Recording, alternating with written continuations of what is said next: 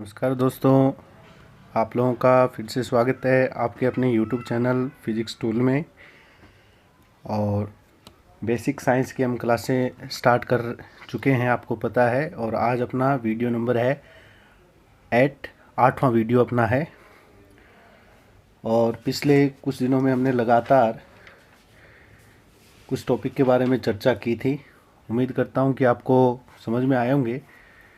और नए टॉपिक है, इसलिए मैं बार बार आपसे कहता हूँ, रिक्वेस्ट भी करता हूँ कि एक बार आसानी से समझ में आने वाले पॉइंट नहीं है, आपको इन पर बार बार मेहनत करनी पड़ेगी, तब जाकर ये पॉइंट क्लियर होंगे। और सिंपल पॉइंट हैं, पहली बार अगर कोई देखते हैं तो थोड़ा सा इनको समझने में मुश्किल होती है, लेकिन प्रैक्टिस करने से ये चीज़ें आसान हो जाएंगी। तो एक दो बार इनको ज़रूर देखें, वीडियो देखें, ताकि आप लोगों के ये पॉइंट क्लियर हों और आप इनको स्पष्ट तरीके से तैयार कर सकें। आज हम नए वीडियो में चलने से पहले थोड़ा सा पीछे का मैं दोहरा देता हूँ कि ये अपना नोट्स पेपर, जिसमें हमने लास्ट के वीडियो में पढ़ा था कि कुछ दिशाओं के आधार पर भी गति का वर्गीकरण किया गया था। डायरेक्शन के आधार पर अगर कोई कण एक ही दिशा में जा रहा है तो एक विमीय गति कहेंगे, यानी सरल रेखा में गति। और दो दिशाएं एक साथ जब पार होती है, यानी दो दिशाओं में परिवर्तन होता है, कहने का मतलब तल। अगर कोई पिंड तल में गति कर रहा है तो द्विविमीय गति होगी। जैसे अगर दीवार पर एक छिपकली चलती है तो वो द्विविमीय गति होती है, क्योंकि वो दीवार पे चलती है तो लंबाई चौड़ाई या कोई दो भुजाओं, दीवार की दो भुजाओं में परिवर्तन, दो भुजाओं के अनुसार उसकी स्थिति में परिवर्तन होता है, तो वो द्विविमीय गति कहलाती है। जैसे मैंने कहा था, मैंने इस कागज़ को दो दिशाएं मानी थी, एक डायरेक्शन ये मानी, एक डायरेक्शन मैंने ये मान ली इसकी। और जब पेन से लिखते हैं तो दो दिशाओं में परिवर्तन होता है, वो द्विविमीय गति कहलाती है। और त्रिविमीय गति में ये पढ़ा था, तीनों दिशाओं में गति या तीनों दिशाओं में परिवर्तन होना, यानी आकाश में कोई पंछी उड़ रहा है, आकाश में कोई पतंग उड़ रही है, तो वो त्रिविमीय गति के अकॉर्डिंग आते हैं। फिर हमने ये पढ़ा कि इन तीनों दिशाओं की डायरेक्शन को समझाने के लिए कुछ सिंबल निर्धारित हैं। जैसे एक्स एक्स दिशा में एकांक सदिश निर्धारित है, वो है आई कैप। वाई दिशा में जे कैप और जेड एक्स दिशा में के कैप होता है। यानी आप लोगों को आगे से इन चीज़ों की पहचान रखनी है और आपको पता चल जाना चाहिए कि वस्तु वो आखिर किस दिशा में जा रही है। ठीक है, जैसे मैंने एक एग्जाम्पल लिखा था कि बल 10 न्यूटन आई कैप लिखा हुआ है, तो बल एक सदिश राशि है, इसका मतलब बल एक्स एक्स की दिशा में लग रहा है। आई कैप आ गया ना, आई कैप आ गया, इसका मतलब एक्स एक्स की दिशा में लग रहा है। अब ये चीज़ अगला अगर न भी लिखे तो भी आप इसको पहचान सकते हो आई कैप, जे कैप और के कैप की सहायता से। ठीक है बच्चों, तो इस प्रकार हमने गतियों की चर्चा की। और फिर हमने ये भी पढ़ा था सदिशों के बारे में। ठीक है, ये मैं थोड़ा सा रिपीट कर देता हूँ हल्का सा। सदिश और अदिश के बारे में हम पढ़ रहे थे और ये पॉइंट हमने लगातार पीछे के वीडियो में पढ़े हैं। अदिश राशि क्या होती है, परिमाण और मात्रक वाली अदिश राशियाँ होती है केवल, जैसे कुछ एग्जाम्पल यहाँ लिखे हुए थे। और परिमाण मात्रक के साथ साथ अगर दिशा भी जिसमें होती है वो सदिश राशियाँ होती है। मैंने कुछ उदाहरण लिखे थे। देखिए बच्चों, ये चीज़ें एक बार अगर मैं जितना आपको नोट्स पेपर में दिख रहा है, अगर आप लोग उतना भी पढ़ लेते हो तो भी काफ़ी है। ठीक है, तो एक बार आप इतना ज़रूर देखें इन चीज़ों को। ठीक है, और आपको बहुत ज़्यादा फ़ायदा होने वाला है इन चीज़ों के लिए। तो सदिश राशियों के बारे में बहुत ज़्यादा अपने को पढ़ना पड़ता है, इसलिए मैंने सदिश की चर्चा कर रखी है। और ये भी बताया कि किसी भी सदिश को प्रेजेंट करने के लिए उसके ऊपर तीर का चिन्ह लगाते हैं। तो सदिश को दर्शाने के लिए कोई भी सिंबल अंग्रेजी वर्ड का यूज में लिया जाता है, ABCD वगैरह, उसके ऊपर इस प्रकार तीर के चिन्ह लगाए जाते हैं। इस तीर के चिन्ह का मतलब मैंने ये बताया था, तीर वाला भाग शीर्ष कहलाता है, ये भाग मूल बिंदु या पूंछ भाग कहलाता है। ठीक है, और इसको चित्रानुसार दर्शाने के लिए हम क्या करते हैं, सदिश, किसी भी सदिश को इस प्रकार के रेखाखंड खींचते हैं। कोई भी रेखा खींच लो, उस रेखा पर उस सदिश को रिप्रेजेंट आप कर सकते हो, सदिश को दर्शा सकते हो। जैसे मैंने बल को दर्शाया है, तो एक रेखा खींच दी, उसके ऊपर बल F बराबर 10 न्यूटन लिख दिया, तो F के ऊपर मैंने वेक्टर साइन लगा रखा है, इसका मतलब बल एक सदिश राशि है। इस प्रकार आप कोई भी सदिश को प्रस्तुत कर सकते हो। जैसे A और B दो सदिश मैंने दर्शाने हैं, विपरीत दिशा में दर्शाने हैं, तो मैंने एक सदिश दर्शा दिया A और दूसरा इसके जस्ट अपोजिट B, ऐसे दर्शा दिया। ठीक है, ये A वेक्टर है, ये B वेक्टर है। ठीक है, वेक्टर बोलते हैं ना सदिश को, इसलिए A वेक्टर और ये B वेक्टर। तीर का चिन्ह है ना, ये तीर का चिन्ह, ये हमेशा एक ही दिशा में लगता है, ये रेखाखंड है।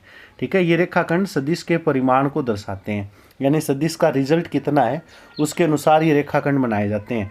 जैसे ये एक पी है और ये क्यू है, तो मैंने इसमें आपको डिफरेंस क्या बताया था कि पी रेखाखंड की लंबाई ज़्यादा है, इसका मतलब इसका रिजल्ट भी ज़्यादा है, और क्यू रेखाखंड छोटा है, इसका मतलब इसका रिजल्ट भी क्या है बच्चों, कम है। ठीक है। सदिश बड़ा होगा तो रेखाखंड की लंबाई ज़्यादा होगी, और सदिश छोटा होगा तो रेखाखंड की लंबाई कम होगी। ठीक है। इस प्रकार हम सदिश में जो इस चीज़ को समझ सकते हैं। और फिर हमने ये चीज़ पढ़ी थी इसके अलावा कि इस सदिश को दर्शाने के लिए रेखाखंड हम यूज़ में लेते हैं, और रेखाखंड की जो लंबाई है वो सदिश के परिमाण को प्रदर्शित करती है। ठीक है। जैसे ये रेखाखंड की लंबाई मैंने बता दी, तो इसका परिमाण, इसकी लंबाई इसके परिमाण को बताइए। मतलब इस रेखाखंड की लंबाई 10 न्यूटन है। ठीक है। पैमाने के आधार पर 10 न्यूटन मान लेते हैं इसको। ठीक है। तो ये चीज़ में फिर परिमाण लेने के लिए क्या करते हैं, मापांक का चिन्ह लगाते हैं। मापांक क्या होता है, मॉडुलस का चिन्ह होता है। सदिश पर मॉडुलस का चिन्ह लगा दो, मॉडुलस का चिन्ह लगाती है, उसकी दिशा हट जाती है, वो सदिश का मापांक होता है। ठीक है। केवल रिजल्ट हमें बताना है, दिशा वगैरह नहीं बताते हैं, वो सदिश का परिमाण कहलाता है। जैसे मैंने एक एग्जाम्पल लिखा है, ए सदिश का परिमाण, तो ए सदिश का परिमाण लेंगे तो इस पर मापांक लगा देंगे तो ये 10 मीटर पर सेकंड आ जाएगा। बच्चों मैं इसलिए रिपीट कर रहा हूँ ये चीज़ें कि एक बार आप नई चीज़ें तो फर्स्ट टाइम देख रहे हो तो थोड़ी सी मुश्किल ज़रूर होती है, तो आप लोगों को समझने में ये आसानी हो, इसलिए मैं इन चीज़ों को एक बार दोबारा रिपीट करवा रहा हूँ। भौतिक राशि की पहचान हमेशा मात्रक से करनी चाहिए, ये बात भी बहुत इंपॉर्टेंट है। फिर हमने एकांक सदिश के बारे में पढ़ा। एकांक सदिश जिसका परिमाण 1 हो वो एकांक सदिश कहलाएगा, चाहे कोई भी हो। परिमाण 1 किसी भी सदिश का उसे एकांक सदिश कहेंगे, यूनिट वेक्टर कहलाता है वो। जैसे कोई ए सदिश का एकांक सदिश ए कैप कहलाता है, ए कैप बोलते हैं इसको। बी का एकांक सदिश बी कैप कहलाएगा। और ये निकालने का तरीका कैसे होगा, किसी भी एकांक सदिश को निकालना है तो उस सदिश में उस सदिश के परिमाण का भाग दे दो, एकांक सदिश आ जाएगा। जैसे ए वेक्टर का एकांक सदिश निकालना है तो इस ए सदिश में ए का परिमाण का भाग दे दो, ए कैप आ जाएगा। तो परिमाण निकालने के लिए मापांक लेते हैं ना हम, तो मैंने मापांक ले दिया। मापांक लेते इसकी डायरेक्शन हट गई है, ए बच गया। ठीक है। इसी प्रकार ये मैटर है। तो बच्चों ये चीज़ें आप लोगों को अच्छी तरीके से क्लियर कर लेनी है। ठीक है। थोड़ी सी समस्या मैं बार बार कहता हूँ कि होती है, ऐसी बात नहीं है कि अपने को कोई टॉपिक आसानी से समझ में आ जाए, फर्स्ट टाइम समझ में आ जाए, तो ऐसा संभव नहीं होता। तो आपसे मेरा यही अनुरोध है कि वीडियो को आप लोग पूरा देखें, और नहीं समझ में आता तो इसमें आपका जाता क्या है, आपको घर पे रहकर अपने की तैयारी करनी है। 1-2 बार टॉपिक देखोगे, पॉइंट देखोगे, ज़रूर समझ में आ जाएगा। और फिर भी नहीं समझ में आता है तो आप मुझे कमेंट बॉक्स में लिख के पूछें, मैं और कोई इसके अलावा कोई मेथड बताने की कोशिश करूँगा। लेकिन फिर मैंने कोशिश यही की है कि सरल से सरल तरीका आपके सामने प्रस्तुत करूँ, ताकि आपको आसानी से ये टॉपिक क्लियर हो जाए। ठीक है। अब देखो मैं आज कुछ 1-2 पॉइंट के बारे में ज़्यादा मैं बताता ही नहीं, थोड़ा विशेष सिंपल टॉपिक पर ही मैं चलता रहता हूँ, ताकि आप आसानी से इन पॉइंट को क्लियर कर सकें। देखो कल हमने 3 नई चीज़ें पढ़ ली थी कि x दिशा में जो संकेत, x दिशा में अगर पिंड गति करेगा तो उसे i कैप से लिखेंगे। ठीक है। y दिशा में गति करेगा तो j कैप से लिखेंगे, और z दिशा में गति करेगा तो उसे k कैप से लिखेंगे। ये हमने तीनों दिशाओं के एकांक सदिश लिख दिए थे, x, y, x और zx। ये चीज़ तो हम क्लियर तैयार कर सकते हैं। ठीक है। अब कई बार जैसे आप गणित में इस प्रकार, गणित में आपने निर्देशांक पढ़े हैं। ठीक है। जैसे हम किसी भी पॉइंट के, ये छोटी बात है, गणित में आप निर्देशांक पढ़ते हो कि किसी बिंदु के निर्देशांक जो है वो 10,3 है, इस प्रकार आप निर्देशांक पढ़ते हो, याद होंगे आपको। ठीक है। ये निर्देशांक बच्चों द्विविमीय ज्यामिति में होते हैं, मतलब जिसमें आप x, y 2 ही प्रकार के निर्देशांक पढ़ते हो।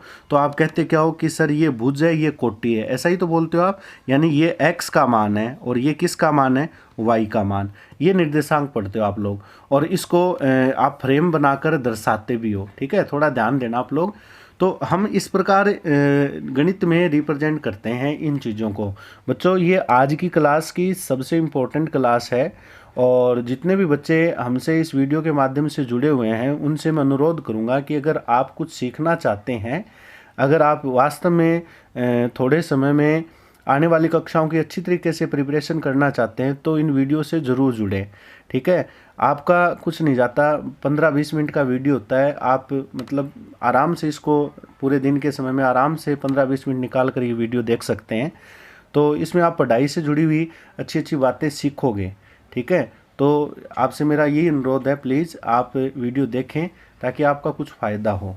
देखो, निर्देशांक हम इस प्रकार दर्शाते हैं, किसी भी बिंदु के ये निर्देशांक होते हैं।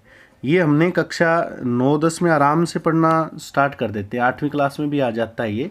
किसी वस्तु, किसी कण के निर्देशांक 10,3 ऐसे लिखते हैं हम, 10,3 माइनस में भी लिख देते हैं कई बार। ठीक है, तो ये निर्देशांक होते हैं, हमें पता है ये चीज़। तो यहाँ ये जो 10 है ना, ये 10 x की वैल्यू को बताता है और 3 ये किसको बताएगा, y की वैल्यू को। ये तो चीज़ आप अच्छी तरीके से जानते हो कि ये 10 जो मान है वो x को बताएगा और y जो मान है वो y को बताएगा।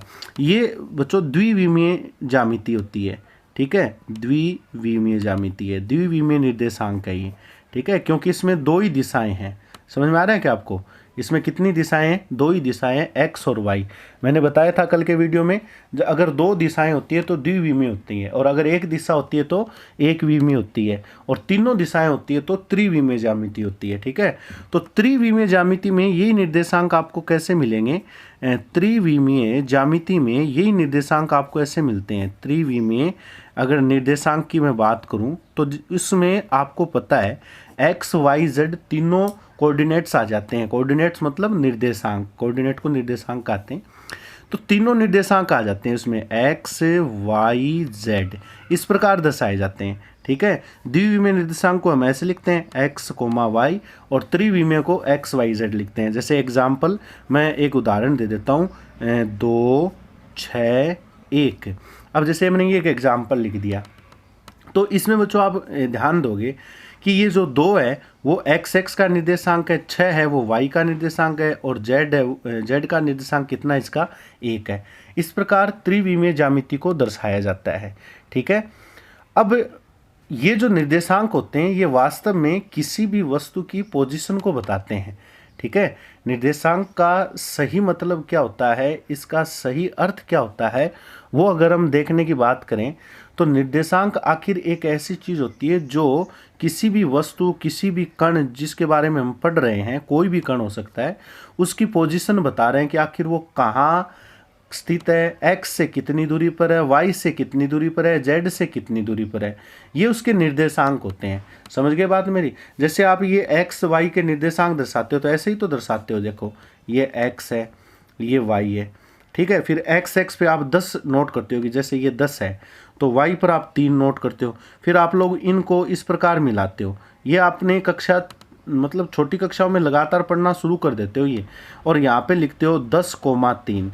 लिखते हो नहीं लिखते हो? यानी कहने का मतलब आप क्या करते हो, आप ये कहते हो कि सर ये मान 10 है, जो भी है ये मान 10 है और ये मान 3 है।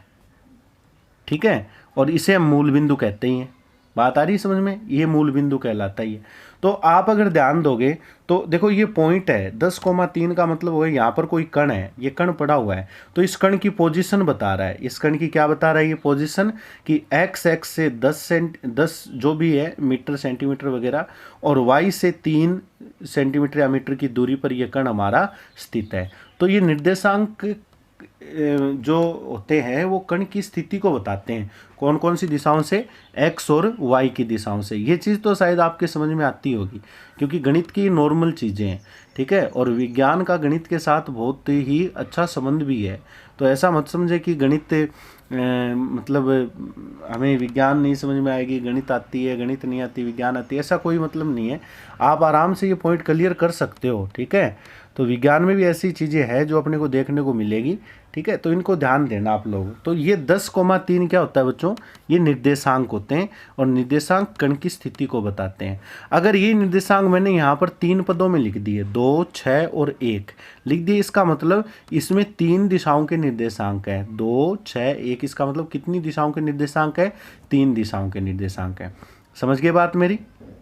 तो अगर आपको मैं निर्देशांक दे दूं, निर्देशांक देकर आपसे पूछूं कि मुझे बताइए ये कैसी गति है, तो आप मुझे बता सकते हो कि ये एक विमीय है द्विविमीय है या त्रिविमीय है? क्योंकि आपको पता है कि एक विमीय गति होती है जो एक ही दिशा में होती है, द्विविमीय गति होती है जिसके लिए दो दिशाओं की पालना जरूरी है, और त्रिविमीय गति होती है जिसमें तीनों दिशाओं की पालना जरूरी है। तो ये निर्देशांक देखकर आप कण की गति का अनुमान लगा सकते हो बच्चों। ठीक है, बहुत ही इंपॉर्टेंट चीज़ है और बहुत ही, मैं तो ये मान के चलो आपके लिए एकदम सिंपल रूप से प्रस्तुत करने की कोशिश कर रहा हूँ। ठीक है, अगर ये चीज़ आपको समझ में आ गई तो बच्चों आप विज्ञान के अंदर एक बहुत बड़े पॉइंट को अपने कब्जे में कर सकते हो आप लोग, ये मान के चलो, यानी एक बहुत बड़े पॉइंट पर आपका पूर्णतः कंट्रोल हो जाएगा। तो आप इन टॉपिक को थोड़ा ध्यान से पढ़ने की कोशिश करना। जैसे देखो मैं एक बात बताऊं, इस अब जैसे त्रिविमीय का आपको एग्जाम्पल देना, तो ये एग्जाम्पल हमने लिख रखा है 2 6 1 लिखा हुआ है ना मैंने एग्जाम्पल। इसको देखकर ही आप आराम से बता सकते हो कि सर ये त्रिविमीय गति है। क्यों? क्योंकि एक्स एक्स में घटक कितना है? 2 है, वाई का घटक कितना है? 6 है, जेड का घटक कितना है? 1 है। तो तीनों घटक विद्यमान है। तो ये कौन सी ज्यामिति है, कौन सी गति है? ये त्रिविमीय गति। कौन सी गति है? त्रिविमीय पोजीशन या त्रिविमीय गति को बताता है। अगर कण इस प्रकार के निर्देशांकों की पालना करते हुए चल रहा है तो आप समझ जाना कि वो त्रिविमीय गति कर रहा है, क्योंकि तीनों निर्देशांकों में परिवर्तन हो रहा है। ठीक है, अगर आपको ऐसे मिल जाए जैसे 2,6, ठीक है, 2,6 या 2,6,0, बात आ रही समझ में?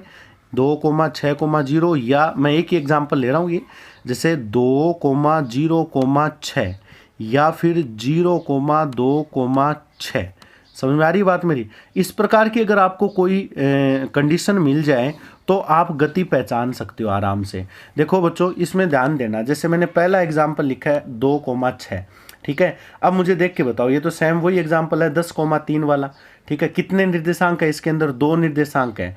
ठीक है, एक तो x का मान सकते हो और एक y का मान सकते हो। आप चाहो तो इसको उल्टा भी कर सकते हो, क्योंकि हम x y का भी मान सकते हैं, x z का भी मान सकते हैं और y z का भी मान सकते हैं। ठीक है, मतलब अगर हम x y z तीनों के अगर जोड़े बनाएं तो 3 ही जोड़े बनेंगे। ठीक है, x y, समझ रहे हो बात मेरी? तल बनाने की कोशिश करें, जैसे मैंने कल बताया था ना, तल में जो गति होती है वो द्विविमीय गति होती है। और तल किसे कहते हैं? जैसे ये x है, ये y है, तो ये x y तल हो गया। समझ गए बात मेरी? ये क्या हो गया? x y तल। ये y है, ये z है, ये y z तल हो गया। ये z है, ये x है, ये z x तल हो गया। तो तल 3 ही बनते हैं, 1 2 और 3। वो तल मैंने यहाँ लिखे हैं, x y x z और y z। ठीक है, अब मैंने यहाँ 2 निर्देशांक लिखे हैं, सिर्फ 2 ही निर्देशांक लिखे हैं, 2,6। मैं पहले एग्जाम्पल की बात कर रहा हूँ बच्चों, मैंने सिर्फ यहाँ 2 ही निर्देशांक लिखे हैं, 2,6। इसका मतलब क्या हुआ? इसका मतलब ये हुआ कि ये कोई ना कोई एक तल है। वो एक्स वाई भी हो सकता है, वो एक्स जेड भी हो सकता है, वो वाई जेड भी हो सकता है। तो ये तल में गति है। कहाँ गति है बच्चों? तल में गति है, इसलिए इसे द्विविमीय गति कहेंगे। ठीक है, फिर मैं दूसरे एग्जाम्पल की बात करूं, 2,6,0। अब यहाँ ध्यान दो, 2,6,0, इसका मतलब तल जरूर है। ठीक है, मैंने यहाँ 3 एक्स वाई जेड की बात करें, एक्स वाई जेड की बात करें तो 3 निर्देशांक दर्शा रखे हैं। देखो आगे वाले एग्जाम्पल में 3-3 पॉइंट लिख रखे हैं, X Y Z x Y Z x Y Z. आप कुछ भी मानो ना इस चीज़ को, तो आप क्या देखोगे कि बिल्कुल यहाँ 3 निर्देशांक आपने दर्शा तो रखे हैं, लेकिन ये जो आपने 3 एग्जाम्पल यहाँ लिखे ना, इन तीनों एग्जाम्पल में कहीं ना कहीं एक जगह 0 आ रहा है, एक जगह 0 आ रहा है। इसका मतलब कोई ना कोई एक दिशा है, वो उसका प्रभाव बिल्कुल 0 है। ठीक है, अब यहाँ इसका प्रभाव 0 है, तो इसका मतलब दिशा तो 2 ही, गति निर्देशांक तो केवल 2 ही बदल रहे हैं, 2 और 6। ये बदल रहा है क्या? नहीं बदल रहा है। इसका मान कितना है? 0। इधर बात करूं तो 2 बदल रहा है, 6 बदल रहा है, लेकिन ये बीच वाला नहीं बदल रहा। इधर बात करूं तो ये 0 है, 2 और 6 बदल रहे हैं। तो निर्देशांक कितने बदल रहे हैं यहाँ पर? निर्देशांक यहाँ सिर्फ 2 दिशाओं में बदल रहे हैं, तीसरी दिशा से कोई परिवर्तन नहीं हो रहा। ठीक है, ये कोई 2 दिशा मानो, तीसरी दिशा में कोई परिवर्तन नहीं हो रहा। यहाँ 2 दिशा मानो, तीसरी दिशा में कोई परिवर्तन नहीं हो रहा। यहाँ 2 दिशा मानो, तीसरी दिशा में कोई परिवर्तन नहीं हो रहा।